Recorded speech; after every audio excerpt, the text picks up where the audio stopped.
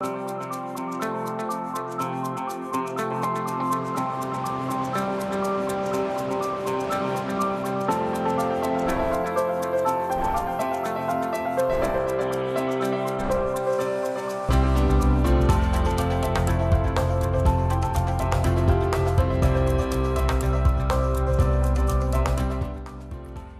afternoon and thanks for joining us. I'm Judy Simpson. It's the first Thursday of the month, which means we're in the kitchen with Across the Fence. I'm joined by our guest chefs, Carolyn Peak from Williamstown, of course, Heather Fisher from Colchester, and Lynn Jarvis from South Hero. They've each prepared recipes from main dishes to dessert, all using Vermont maple syrup. And we know that Vermont maple recipes are a favorite with our loyal viewers.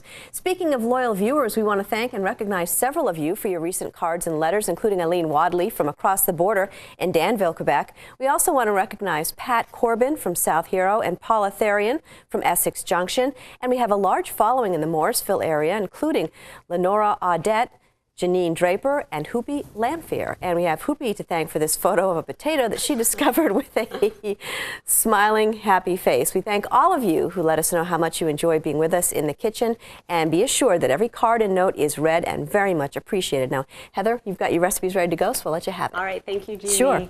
It's great to be here for the Maple Recipe Show. It usually is a good sign that spring is on the way, even though I know it's officially spring. It sometimes doesn't come right on time here in Vermont. So it's great to be here to share the maple recipes with you. The first one I'm going to share with you comes from the Vermont Maple Festival Cookbook from 1988, and it was submitted by Deb Grennan of St. Albans, and it's right here for this maple blueberry buckle. What I love about this recipe, it's literally so easy to make that you usually have most of the ingredients right in your pantry, in your refrigerator, and you can make it anytime, except for maybe the blueberries. For this recipe, you start by mixing some maple syrup, of course, with blueberries and some other spices in a little pan on your stove. Melt those ingredients together, put them in the bottom of an 8 by 8 inch baking dish, and top them with a very simple crust like I've done here. And then, of course, you can serve it with a little whipped cream or maple syrup like I'm going to do right now. And you've got a great recipe that incorporates some great ingredients and, of course, that maple syrup. The next recipe I'm going to share with you is another maple recipe that's a savory recipe. It's right here for maple bacon wrapped chicken breasts. For my family, using the crock pot is a year-round event just because we're always so busy. So yesterday morning we went skiing in Jay Peak, and I was able to start this in the morning and have dinner waiting when we got home, which was great. And it's so easy. You start by taking chicken breasts, wrapping them with 2 pieces of bacon, and then making a syrup with maple syrup and a little chili powder, putting it in your crock pot and let it cook for about 6 hours on low. And you get home and you've got this great dish that I served here with rice, and last night we served it with a little braised kale as well, and it was delicious. My next recipe is for this almond maple brittle. This is such a delicious recipe that you're going to want to try this. The hardest part about this, of course, people sometimes get nervous with making candy recipes because you have to keep your eye on the thermometer. And I agree that you do have to watch your thermometer, but I've made this a few times and I've been a little under and a little over my temperature, and it always comes out perfect. So you've got this maple almond brittle. You start by using maple syrup, sugar, water, bringing it to a boil in a saucepan, bringing it all the way to the hard crack stage. So once you do that, you get it to the right temperature, you're mixing it with some slivered almonds, cinnamon, and a little baking soda, and it kind of foams, and then you spread it into 2 prepared lined baking pans and let it set up for about 30 minutes to an hour, and you break it, and you've got this, I'm serious, delicious candy, which I also think about this as a great gift. You know, if you want to make a Vermont gift at the holidays, this would be great because it incorporates the maple syrup and it's just so delicious. And it's good to try now as well, but it's also great for gift giving as well. And my last recipe is for maple pumpkin muffins. And if you know me at all, I always try to take recipes and make them a little bit healthier. So these are healthy maple pumpkin muffins, and they use a lot of whole wheat flour. So 2 cups of whole wheat flour, a little white flour, olive oil, and a little bit less sugar. Of course, they also have the maple syrup in them. And then I've topped them with a maple glaze, which you can omit if you want, but if you want to have a little extra maple flavor, you can make a glaze that has maple syrup, a little butter, and powdered sugar, and you put it right over the top, and they're just so moist because you've got that maple in them, or the pumpkin in them as well. Next, we've got Carolyn with some more Oh, yes. maple recipes. Oh, yes. So he's ready to go. Okay. Well, first off, I want to give a shout out to my fan club, the Vermont Air National Guard. I met up with a couple of the fellows when I was shopping one day, and so I want to just give you guys a shout out again, you guys and gals. So we thank you for what you do. Well, today I have, again, a whole meal. Believe it or not, I didn't do anything in the crock pot. But my first one is a sweet potato shepherd's pie. And it's just your basic shepherd's pie recipe, however you really like it. You cook the Hamburg, and then you just add in all the different vegetables. But instead of using white potatoes on top, you use sweet potatoes with a little bit of maple syrup in it. And as I was doing this, I was thinking this is a great one for someone who's maybe not done a lot of cooking. They're a little unsure because you really can't goof this up. The particular recipe I used makes a lot, so I divided it up into 3 different dishes and put a couple of them in the freezer, so we'll have some later on. But it's an excellent recipe if you need something for a church supper or something like that. Now, to go with this, in spite of all the vegetables that are in here, I have a Brussels and broccoli with maple mustard vinaigrette, and I'm going to put just a little bit more of this on. You just put enough to keep it so that it's not drowned in it. It's just a good coating for it. But you've sliced up the broccoli and Brussels sprouts and roasted them.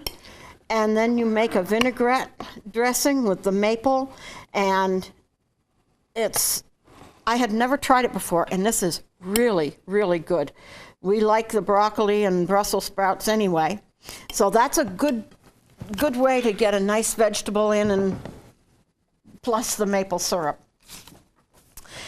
For the bread, I have a cranberry apple pecan loaf. This is made with applesauce, cranberries, and actually instead of putting in pecans, I put butternuts because we're lucky enough to have butternuts. So actually I did the butternuts in all of my recipes because maple and butternuts go fantastic together. So we'll just put a slice of bread here on our plate, and we're all set with that. My viewer recipe comes from Greta Crandall of Peru, Vermont, and this is a traditional maple pecan pie, maple butternut pie in my case. And you have your pie shell, and I'm going to see if I can get this out. Yeah, it's not too bad.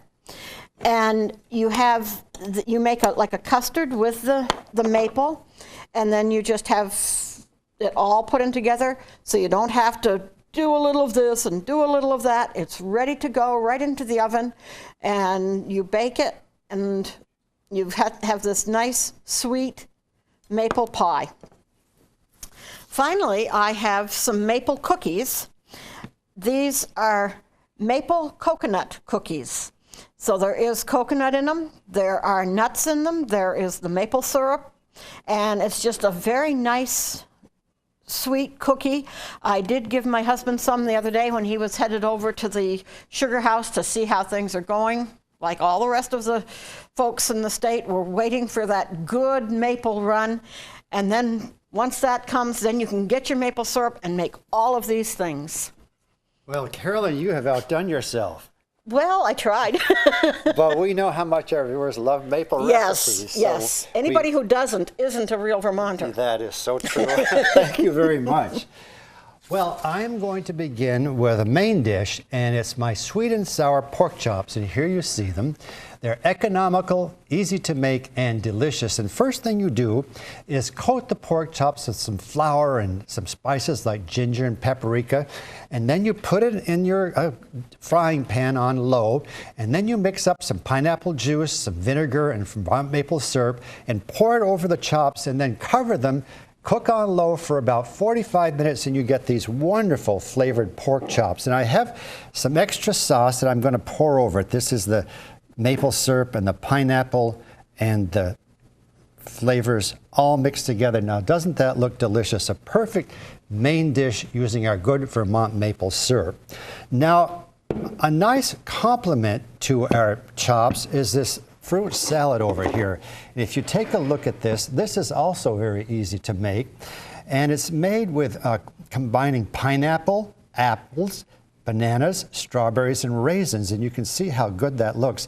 And that's all mixed with a dressing of maple syrup and apple juice.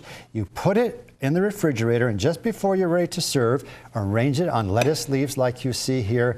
And after this long, cold winter we had, this is a real taste of springtime in Vermont. And as Carolyn and Heather said, we're all waiting for that. And I don't think it'll be too much longer now. Well, my next 3 recipes are all desserts because I know how much you viewers like maple syrup with dessert. So my first one is right here. It's these maple filled cookies. Now let me get these over here so you can see them. Now this is a recipe that was made by Jocelyn Therian up in St. Albans, and it was a past winner in the Vermont Maple Festival up there. And along with a cup of sour cream, there's a cup of maple sugar in here, or also known as Indian sugar. And I have to thank Ron and Celia Hackett up in South Hero. They made that maple sugar for me, and I've included that in the handout. But it's not easy to make, and it does take some time. So I really thank Ron and Celia for helping me out with that. But anyway, you can cut the cookies in any shape you want. And I have made the little maple leaf cookie. But I suggest you do the round cookie because it's easier to make and you can get more filling in them. And you can see in here this filling is made with maple syrup, cornstarch, vanilla, water, and eggs. It's a delicious little cookie and it's great for a potluck, so you might want to give a plate to your neighbors to help them think spring is finally coming here to the Green Mountain State. Now, my next recipe is over here. It's these maple cupcakes. Let me put those up so that you can see them. And they have a maple buttercream frosting.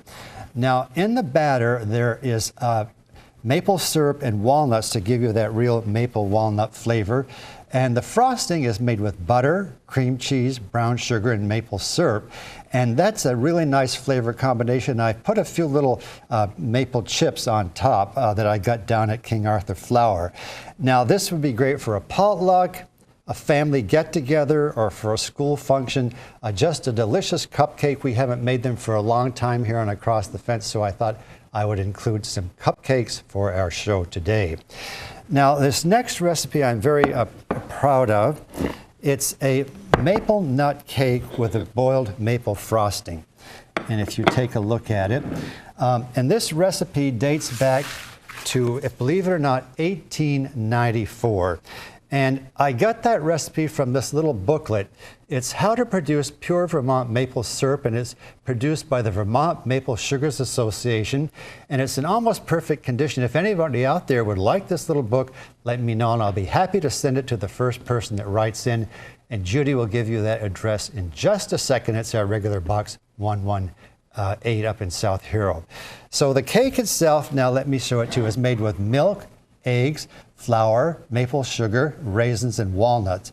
And it's a beautiful cake. And the frosting, boiled frosting, made with maple sugar, eggs, egg whites, and you boil it to just the right perfection so it makes ribbons when you lift it up.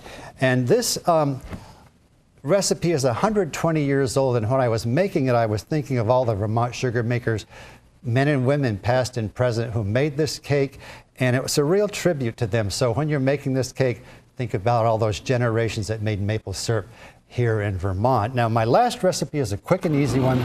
It's my Vermont Maple Punch. It's made with lemonade, maple syrup, and ginger ale, and we're going to use it to salute all of you maple sugar makers here at the end of the show. And Judy, this is a real tasty punch. Everything looks tasty. So what a great collection of recipes. Thanks. Now, obviously, if you want to get them, you can go online to the Across the Fence website, go to uvm.edu/extension, and click on the link to Across the Fence. You can find the recipes on the left-hand side of the web page. You can get the recipes by mail by sending $2 and a stamped self-addressed business envelope to Maple Recipes, Box 188, South Hero, Vermont, 05483. 486. That's $2 in a stamped self-addressed business-size envelope to Maple Recipes, Box 188 in South Hero. If you pay by check, please make it out to Lynn Jarvis. We're going to leave the information on the screen while I mention that our theme for next month will be budget recipes. Our chefs will share some great recipes that won't break your budget. And just a quick reminder that the 48th Annual Vermont Maple Festival is April 25th through the 27th in St. Albans. Of course, the festival is a great way to celebrate Vermont maple sugaring. And we're going to start celebrating right now with the toast. To all of you, thanks for watching. We'll see you again next time on Across the Fence.